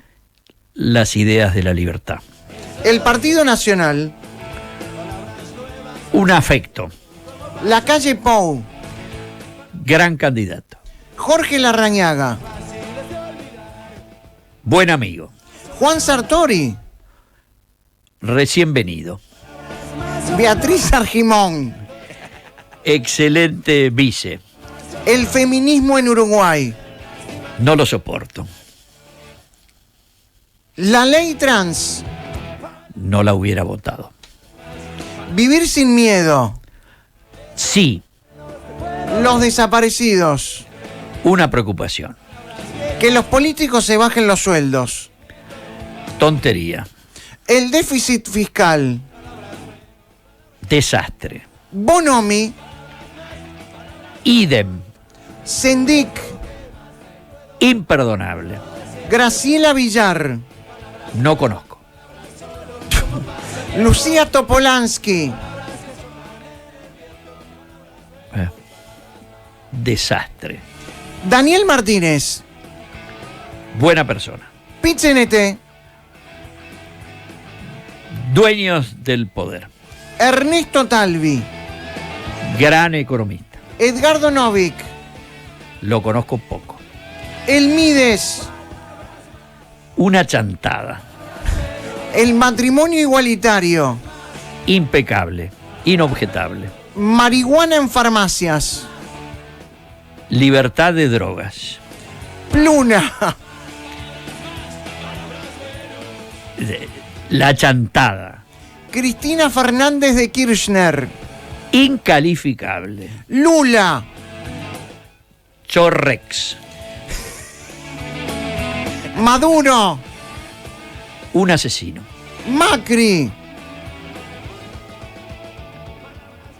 Poco responsable. Conrado Hughes. ¿Cuál de ellos? Somos 6. El que estoy mirando. Un abuelo. Muy bien. Muy bien, se zafó con nota. Sí. Espera, para, ¿qué se quiere ir? No sé, me dijiste que ahora vamos la de 1. Faltan 2 cosas todavía. Perfecto. Y esto es más jodido. Llega a malos pensamientos. Sí, no, paso. Solo una respuesta. Sí. Solo una palabra. ¡No! Solo una contestación. Paso. Ante cada pregunta. Sí. ¡No! Paso. Conrado Hughes, Connie, usted va a tener varias preguntas que responder. Solamente sí, no, paso. Pero paso solo en 2 oportunidades. Ajá. Así que cuide sus pasos, como a lo largo de su vida. Perfecto. Vamos. ¿Volvería a la actividad político-partidaria? No. Si gana el Partido Nacional y le ofrecen un cargo en el Estado, ¿aceptaría? No. ¿Alguna vez votó fuera del Partido Nacional? Sí. ¿En el balotaje del 99 votó por Jorge Valle? Sí. ¿Su vida política comenzó en el Partido Demócrata Cristiano? ¿Fue su etapa de izquierdista? No. Wilson era anticomunista. ¿Usted es anticomunista? Más que él. Cuando en todas las voces escucha hablar a Óscar Andrade, o escuchaba hablar a Óscar Andrade desde su visión comunista, ¿pensaba que si la gente lo apoya, nos convertiríamos en Cuba o en Venezuela? No. Que Óscar Andrade haya votado un 25% de la interna Frente Amplista, ¿significa que en Uruguay la gente no tiene idea de lo que realmente es el comunismo? No. ¿Usted hubiera aceptado un cargo durante la dictadura? No. ¿La calle Pou es liberal? Menos que yo. Sí, no, paso. No. ¿Decir que usted es de derecha hace que la gente lo mire como si fuera pro-militar? No. ¿Podría terminar votando a Manini Ríos si fuera él quien llegara a un balotaje con Martínez? Paso. Formó parte del directorio del Partido Nacional y si se hubiera dado un caso como el de Carlos Moreira, ¿le hubiera pedido la renuncia al partido? Inmediatamente. Sí. A Moreira, sí, claro. ¿Sanguinetti engañó a Wilson para que lo apoyara con la ley de caducidad? No. ¿La ley de caducidad fue un error político? De ningún... No. ¿La izquierda algún día va a reconocer que Fidel Castro fue un dictador? No lo van a reconocer. ¿Está en contra de la ley de inclusión financiera? No me preocupa. ¿Para lograr la inversión de UPM2 el gobierno de Tabaré Vázquez se bajó los pantalones? Totalmente, sí. ¿El modelo uruguayo de sindicatos está perimido? Totalmente, sí. ¿ADEOM logró llegar a un acuerdo con la Intendencia? ¿A Cristian Di Candia se lo comieron en 2 panes? Pero en medio, pa. ¿A Cristian Di Candia le queda grande el cargo de Intendente de Montevideo? Sí, inmenso. ¿La Intendencia de Montevideo tiene una pésima gestión? Clarísimo, sí. ¿Daniel Martínez debió quedarse como intendente en lugar de ser candidato a la presidencia? No. ¿Daniel Martínez está capacitado para ser presidente? Sí. ¿La calle Pou está capacitado para ser presidente? Sí. ¿Talvi está capacitado para ser presidente? Sí. ¿Manini está capacitado para ser presidente? Sí. ¿Usted es el mejor panelista de todas las voces? No. ¿Alguna vez estuvo afiliado a un sindicato? No. ¿Sus opiniones en la tertulia o en el 4 hacen que gente del Partido Nacional se enojen con usted? Pregúnteles. Si a la calle se lo compara con Macri, al Frente Amplio hay que compararlo con los Kirchner. No. ¿En Uruguay hubo corrupción? Sí. ¿En Uruguay hay corrupción? Sí. ¿El debate entre Martínez y Lacalle fue malo? Aburrido. ¿Como liberal está a favor de la ley de venta de marihuana en las farmacias? No la ley de venta de marihuana, no. ¿Que se reactive el tema de desaparecidos le genera rédito político al Frente Amplio? Sí. ¿El crecimiento de un candidato como Manini le hace mal al sistema político? No. ¿En el caso Sendí que el Frente Amplio demoró mucho en tomar medidas? Sí, claro. Después de la crisis del 2002, ¿es difícil creer que el Partido Colorado pueda volver a competir por la presidencia? No. ¿El gobierno de Maduro está detrás de las revueltas de Chile? Sin duda. ¿Está en contra de que los militares patrullen en las calles? No. Si gana el Partido Nacional, ¿va a tener que ofrecer cargos a cambio de gobernabilidad? Sí. ¿Estuvo bien el Partido Nacional en hacer notar los desastres de Mujica como los de ANCAP, Pluna, la regasificadora, Luz, Sendic en un comercial? Sí, clarísimo, de lo mejor de la campaña. ¿El Frente Amplio no se mete con Maduro porque hay algo turbio atrás?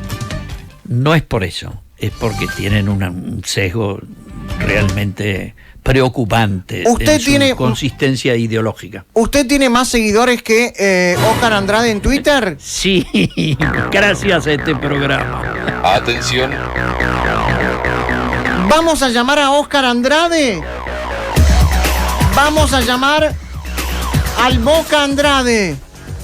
Desde el celular de Connie Hughes, obviamente. Porque si no nos atiende. Llame y pongan altavoz, por favor. Perfecto, dame un segundo. Sí. ¿Lo tiene como Boca? ¿Lo tiene como Andrade? No, Óscar Andrade. Óscar Andrade. Yo no tomo libertades que no me corresponden. Este es. Bueno, llame. Altavoz, ponga altavoz. Y acerquemos a ver si el micrófono del teléfono. Ahí escuchamos bien. Ahí escuchamos bien, ¿no?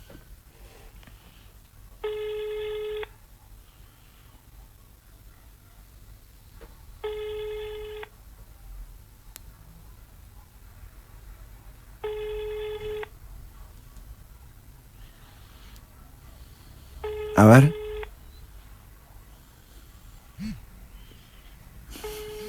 Suena y no responde. No, de acá al domingo no te va a atender. Bienvenido al correo de voz de Antel. No, vamos a intentar de nuevo. Bueno. Vamos a darle una última oportunidad. ¿Le habrán avisado? Sí, vos viste que los comunistas estos se pasan el mensaje uno tras otro y dicen, ojo, la KGB. La KGB le avisó. Ahí vamos, a llamar a Óscar Andrade. A ver, acerca más ahí. Ahí. Perfecto, muy bien, ¿eh? La tiene clara, ¿eh? Connie con 72 años maneja el celular mejor que yo. Le dejamos un mensaje si no atiende, ¿eh? Perfecto.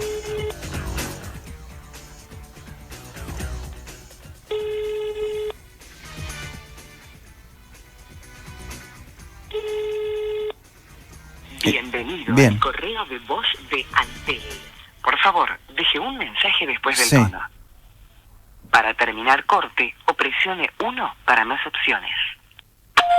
Óscar, ¿cómo estás? Habla Connie. Estoy en el programa de Petty, en entrevista personal, y planteamos el desafío de ver si podía descontar los seguidores de Twitter que ayer me pasaste, y los amigos de Petty me han ayudado, y ahora vas a tener que publicar un pequeño Twitter que diga: felicitaciones, Connie, me pasaste. Bueno, pero también... Hola, Boca, ¿cómo te va? Te estuvimos llamando desde abril, que te estamos llamando para que venga. Yo sé que estás complicado, pero te juro que hizo la bandera del comunismo en el programa si te venís antes de noviembre. Te estamos esperando, camarada. Te mando un abrazo. Usted ha alcanzado el tiempo máximo permitido para grabar un mensaje. Quedó fenómeno. Continuar grabando. Muy bien. Tiene que venir. Gracias, Connie. Gracias, Conrado Hughes. Lo vimos de noche ahora, ¿no? ¿Por qué? Ahí ¿No lo vemos de noche en todas las voces hoy? Hoy no, hoy los martes ahora solo. Pero vaya hoy. Vamos los dos. Tengo otra bomba para tirar en todas las voces. Sí. La última vez que fui, no tiré. Rompiste todo. Tengo otra peor, ¿eh? Tengo otra peor, que si la digo, el domingo no lo votan. Chao. Gracias, Connie. Un abrazo grande a todos. Gracias a ustedes. Agradezca a la audiencia que lo puso. Muchas gracias a todos los seguidores de Petty que me han llevado a pasar al galope a Oscar Andrade. ¡Y viva la República! Sí, señor. Viva la República y viva el Uruguay. Siento malos pensamientos en la calle, siento